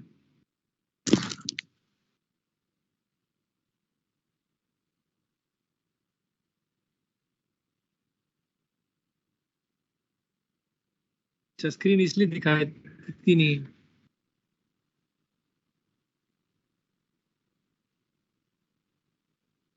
હવે દેખાય છે?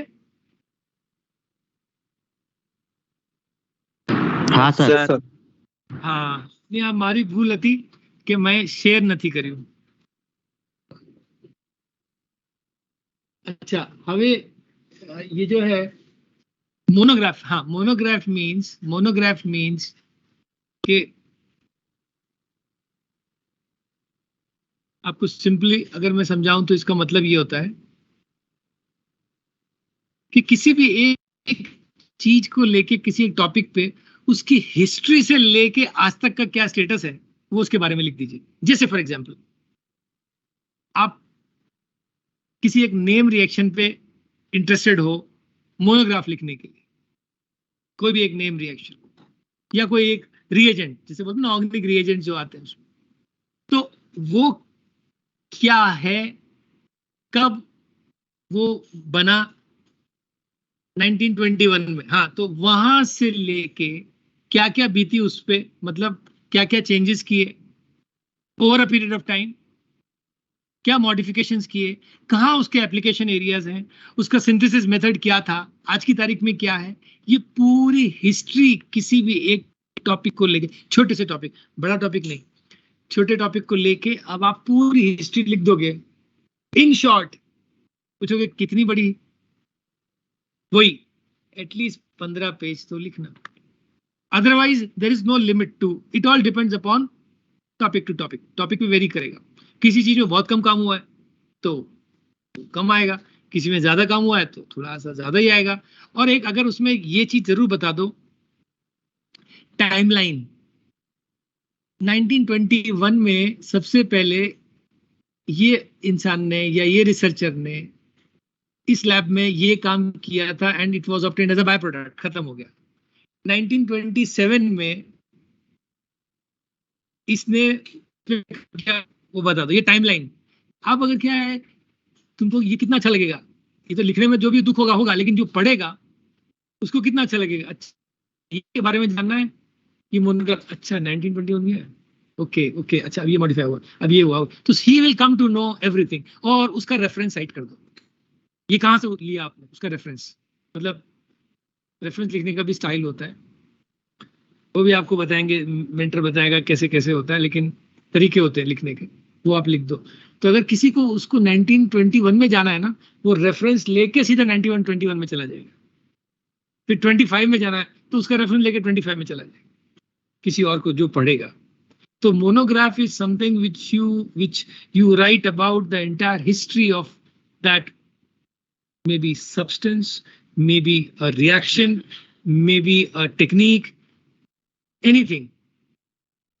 जैसे ना evolution of columns in chromatography, अब उसमें 1940 से लेके आज तक की क्या स्टेटस है वो बता दो। पहले ऐसे हुआ करते थे, वैसे हुआ करते थे, स्पाइरल हुआ करते थे, इतने लंबे होते थे, इतने थिक, ये सब बताओ, अंदर क्या डाला जाता था, उसके बाद क्या रिसर्च हुई। लेकिन ये सब चीजें शॉर्ट में, बहुत ज्यादा लंबा नहीं, आपको वॉल्यूम्स नहीं लिखने। एक एक मोनोग्राफ बनाना है, decent monograph which would provide the reader with all the important necessary essential information in a form of a booklet। छोटी सी बुकलेट बना दो, 30-40 पेजेस की booklet. It becomes much easier for somebody else doing work on that। तो एक उसको हम monograph की, it is a different way to write, but most of the things are common. जब लिखना चाहते हो ना, तब आना, मतलब जो जो लिखना चाहते हैं तब वो आना, कोई टॉपिक लेके आना, तब बताएंगे कि इसके अंदर ये लिखो, फिर ये लिखो, फिर ये लिखो, फिर ये लिखो। और जैसे जैसे जो जो चीजें मिलती जाती हैं आपको, वो क्या क्या लिखना है क्या नहीं लिखना है, वो चीज आपको बताई जाएगी। तो मोनोग्राफ भी लिखा जा सकता है। ऐसा कोई टॉपिक लेना जिसमें 21वीं सदी का हो, नहीं तो 19वीं सदी का लोगे तो फिर काफी सदियां आ जाएंगी बीच में।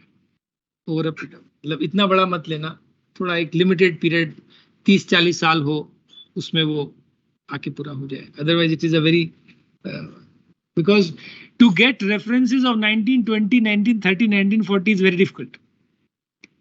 70s, 80s, 90s में पेपर मिल जाते हैं जो अभी हैं मीडियम में। पहले तो इलेक्ट्रॉनिक मीडियम होता नहीं था, पहले तो सब हार्ड कॉपी बनती थी। तो वो कॉपी को अगर किसी ने स्कैन करके नेट पे चढ़ा दिया है तो आप ले सकते हो, और अगर नहीं चढ़ाया है तो फिर आपको मिल ही नहीं सकती, तो आप लिख भी नहीं सकते। तो थोड़ी दिक्कत होती है इतने पुराने में। बुक चैप्टर,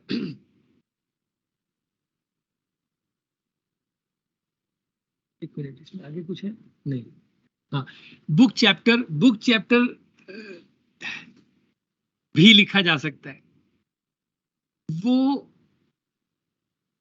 चैप्टर की तरह होता है, मतलब आप बुक खोलते हो, बुक तो कईयों कुछ ने तो पढ़ी होगी ना। जब खोलते हो तो एक चैप्टर चैप्टर होता है, चैप्टर 1, चैप्टर 2, उसको पढ़ते हो तो कितना अच्छा लगता है ना, कि इतनी सिंपल सिंपल चीजें वो बता रहा है एकदम, जिसके आप नोट्स बना लेते हो। अब बुक चैप्टर और रिसर्च आर्टिकल, रिव्यू आर्टिकल में बहुत फर्क है। तो लिखोगे जब जाओगे तब आपको पता चलेगा। तो बुक चैप्टर एक ऐसी चीज होती है जिसमें आप बिल्कुल फंडामेंटल से शुरुआत करते हो, which is so lucid, so simple to read and understand, and go till the end, जहां तक आप ले जाना चाहते हो। 22 में ले जाना चाहते हो तो 22 तक ले जाओ, लेकिन उसकी राइटिंग जो है वो थोड़ी सी अलग किस्म की होती है, बुकिश, मतलब कि थोड़ी हर कोई समझ जाए। अब रिव्यू आर्टिकल या रिसर्च आर्टिकल तो सब समझ लेना चाहिए, लेकिन हर कोई नहीं समझ सकता। लेकिन बुक्स आप पढ़ते हो, आज की तारीख में पेपर नहीं पढ़ते, राइट? बुक्स जब पढ़ते हो तो हम आपको प्रिस्क्राइब क्या करते हैं, बुक्स करते हैं, पेपर नहीं करते ना, उसका लेवल अलग होता है, उसकी अंडरस्टैंडिंग अलग चाहिए। तो जो बुक की लेवल चाहिए होती है, अंडरस्टैंडिंग होती है, उस तरीके से आपको उसको लिखना पड़ेगा। ये सब एक स्किल्स है, राइटिंग स्किल्स है। और एक इंपॉर्टेंट चीज ये है कि मैं आपको डरा नहीं रहा, लेकिन मैं ये कह रहा हूं कि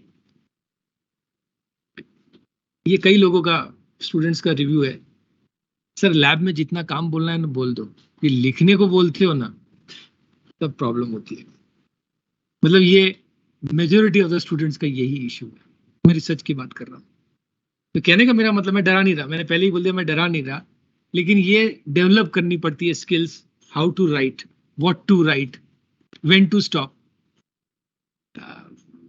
वो आती है, वो धीमे धीमे आती है। ये ऐसा नहीं है कि मैंने कोई फॉर्मूला दे दिया, तुमने ले लिया और सॉल्व हो गया, ऐसा कुछ भी नहीं होता, ऐसा कुछ भी नहीं होता इसमें। लेकिन धीमे धीमे आ जाती है। जो बस इसमें एक ही चीज है, बस लगे रहो, पेशेंस रखो और तो आ जाएगा। आपने इसमें ब्रेक किया ना, मैं आपको बता रहा हूँ, जब आप लिखने बैठो ना तब ब्रेक मत करना। मतलब ब्रेक मतलब मैं ये नहीं कह रहा कि खाना नहीं खाओगे और चाय नहीं पियोगे, वो वाला ब्रेक नहीं। सब्जेक्ट से ब्रेक मत कर देना कि चलो ये लिख लिया, आज आज है 18 तारीख, अब है ना 25 को लिखेंगे, तो फिर से जीरो से शुरुआत होती है। वो जो लिंक होता है, जो दिमाग में चलता होता है ना, वो सब डिस्कनेक्ट हो जाता है। सो इसके अंदर जब आप कोई लिखने बैठो तो उसी के साथ कनेक्टेड रहो। हाँ, किसी दिन 2 घंटे दिए, किसी दिन 6 घंटे दिए, दैट इज फाइन, बट 10 दिन का ब्रेक देके फिर किया ना, सब दिमाग से निकल जाता है। ये सबका कहना है और मेरा भी यही कहना है कि मुझे भी तकलीफ हो जाती है अगर मैं इसमें से हट जाता हूँ तो वो थोड़ा सा हर चीज, ये इस पूरे में ये लिखना है।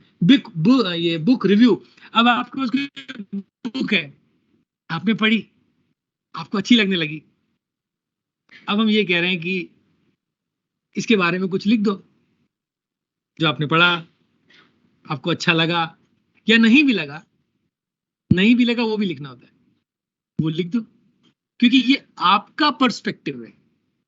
अब यही बुक आज ध्रुव जी पढ़ते हैं, उनको मुझे, मैंने पढ़ी, मुझे अच्छी लगी, इन्हें पढ़ी, इन्हें पसंद नहीं आई, तो दैट डजंट मीन कि ये गलत हो गया मैं सही हो गया। No, he is also right, दूसरा वाला भी ऑल्सो राइट।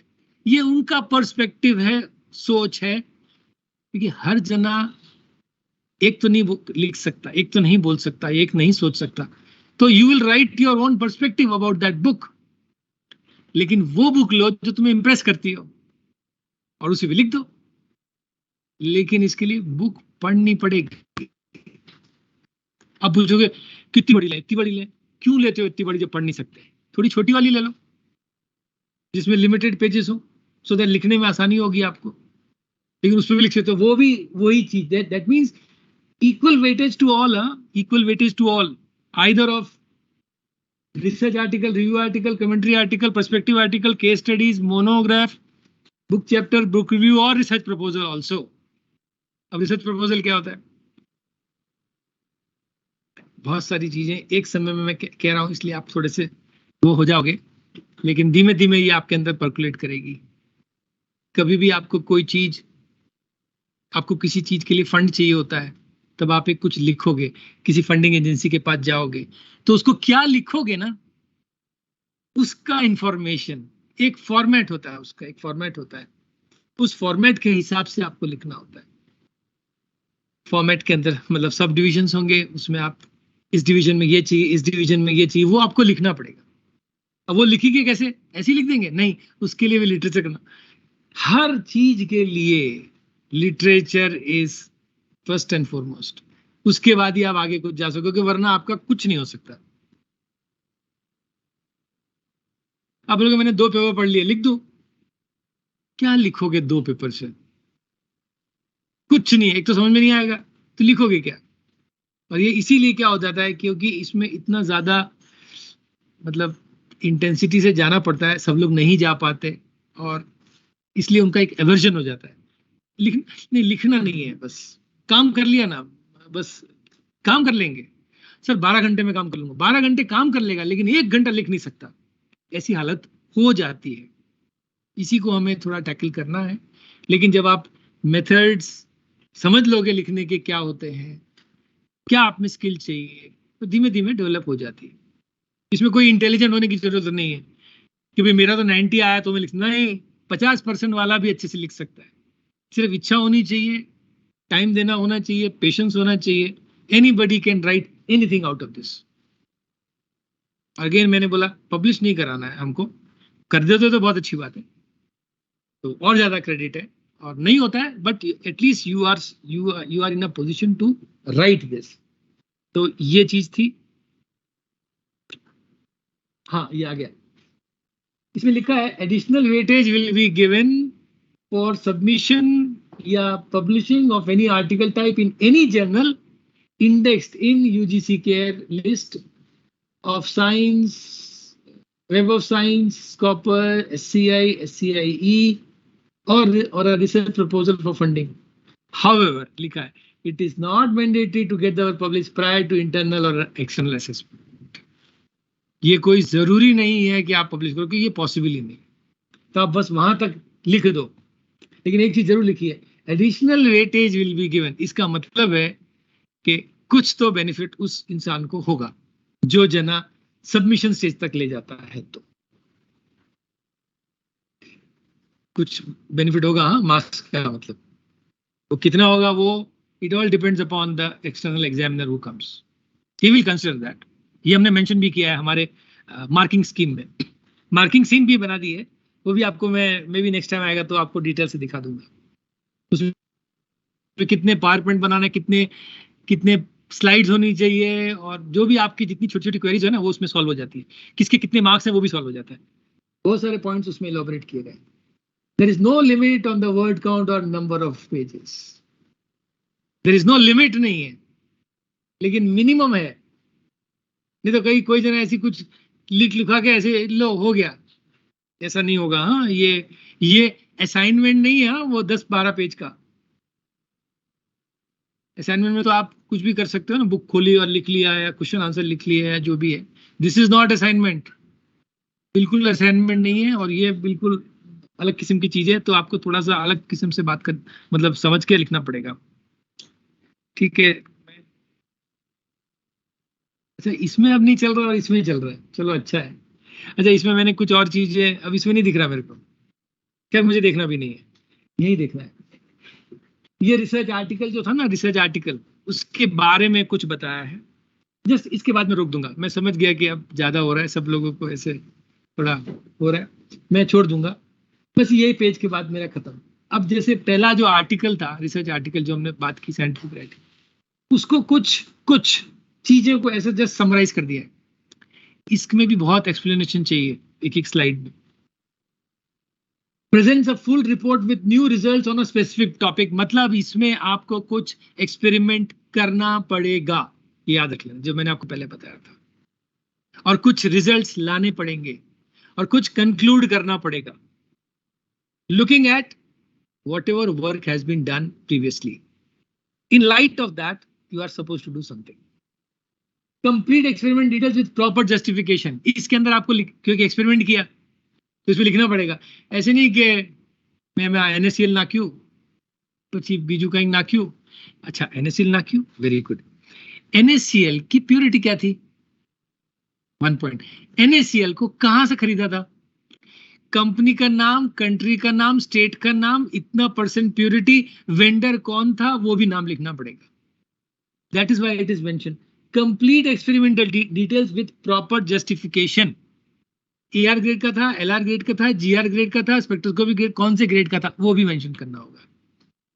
छोटी सी छोटी चीज, सॉल्वेंट्स कहां से मंगाए थे, क्या प्योरिटी थी, कौन सी कंपनी का नाम था, सब कुछ। सो experimental part is an important, very important part, for the reasons that if somebody wants to do that same thing in his or her lab using those same chemicals from that same company, he should be able to reproduce the results in his or her lab. That is the aim of writing complete details of your experimental part.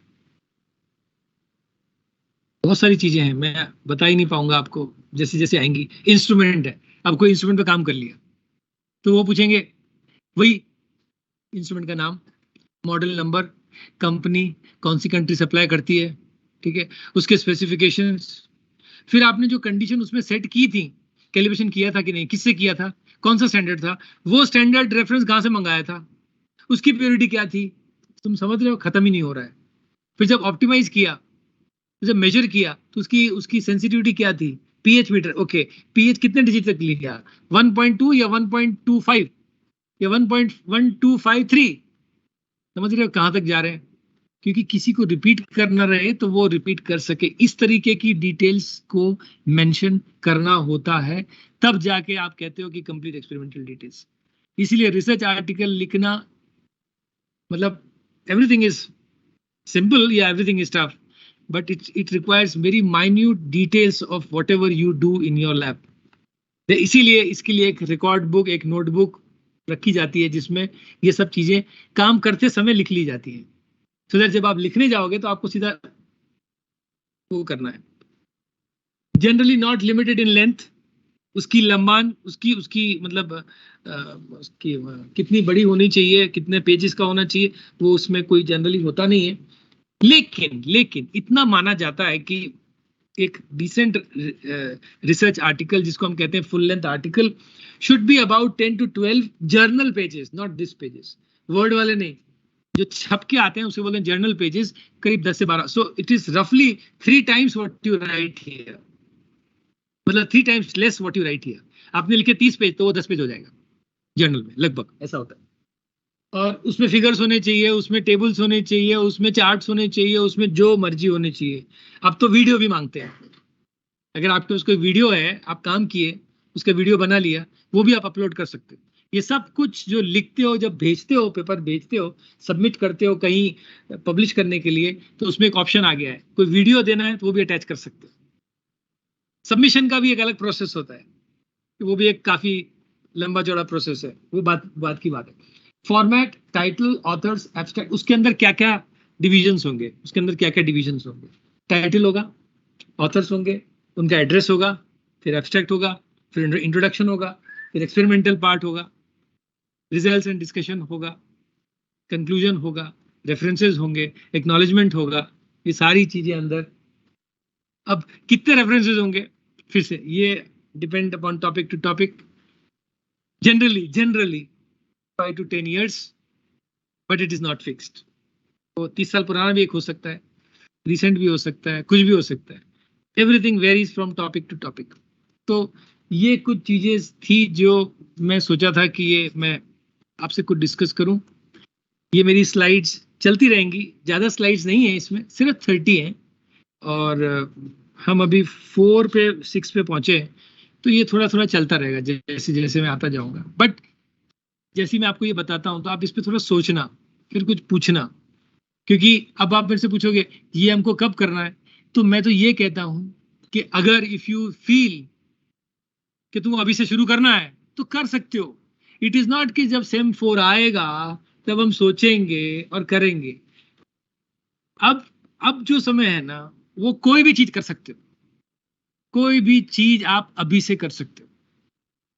इसमें तो आपको कहीं जाना नहीं ना, ये जितने भी टाइप्स हैं ये तो आपको कर ही सकते हो, साइंटिफिक राइटिंग के जितने भी टाइप्स हैं उसमें आप कर सकते हो। अगर आप पूछोगे हमारे मेंटर तो है नहीं, ये नेक्स्ट सवाल यही आता है, मेंटर तो जाए किसके पास। देखो अभी तो मैं किसी के पास अलॉट नहीं कर सकता हूँ, अगर तुमको कुछ क्वेरी हो तो मेरे पास आ जाना, मैं अपना ही बोल सकता हूँ कि आप मेरे पास आ सकते हो, क्योंकि आप दूसरे के पास भी जा सकते हो, ऐसा कुछ नहीं है, कोई भी everybody is go to anyone, that is not वो। लेकिन अगर आपको कुछ पूछना है, कुछ जानना है, कुछ टॉपिक मन में है, कुछ डिस्कस करना है, तो आप you are most welcome to me.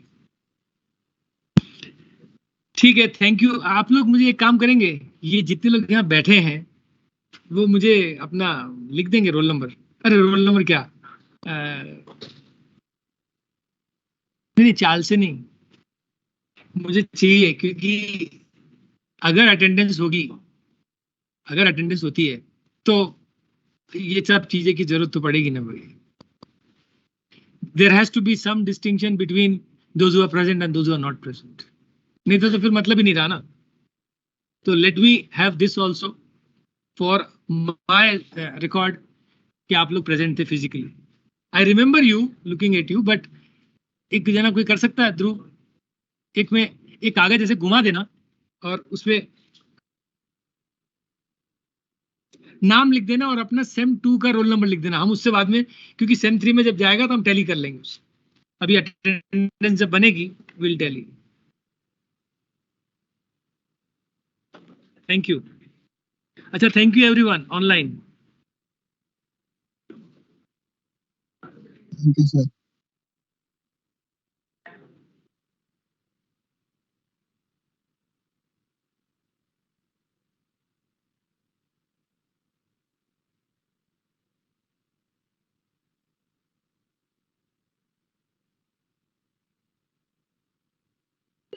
Hello. Hello. Yes, yes. हाँ सर. हाँ, हाँ. તો જે લોકો ઓનલાઈન એટેન્ડ કર્યું, મતલબ અમે ઓનલાઈન એટેન્ડ કર્યું છે, તો અમારે એટેન્ડન્સ. हाँ, ये तो आई जैसे ना हमारे पास रिकॉर्डिंग चाहिए. Okay, thank you. ओके. तुम रुको. 1 minute.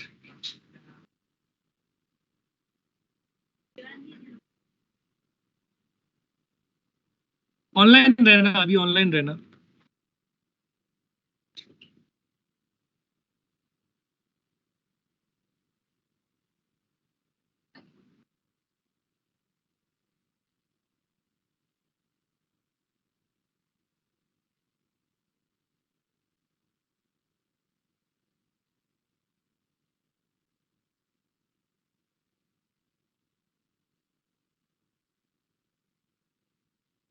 Okay, I have taken your attendance. Thank you everyone. Okay sir.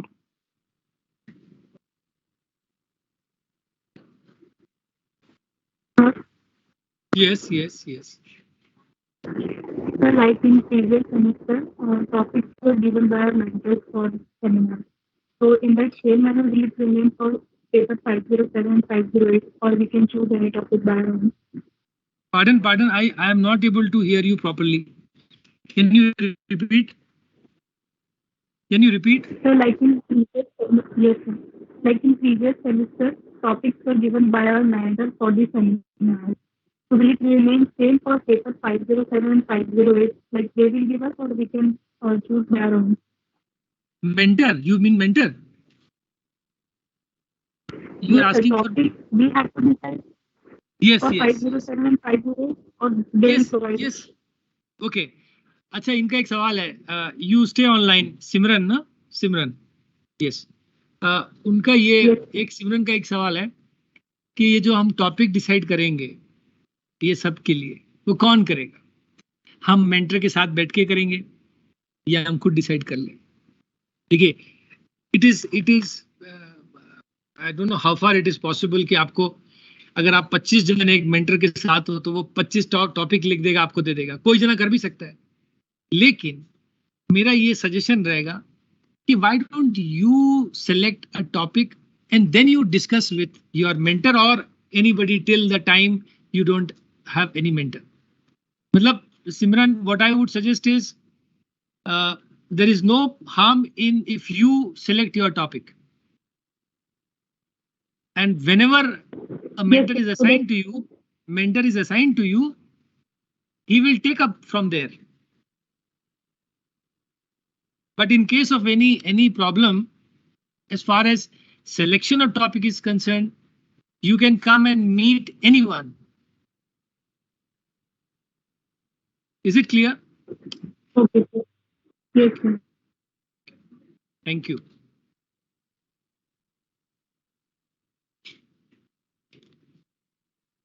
Okay, now I end the meeting.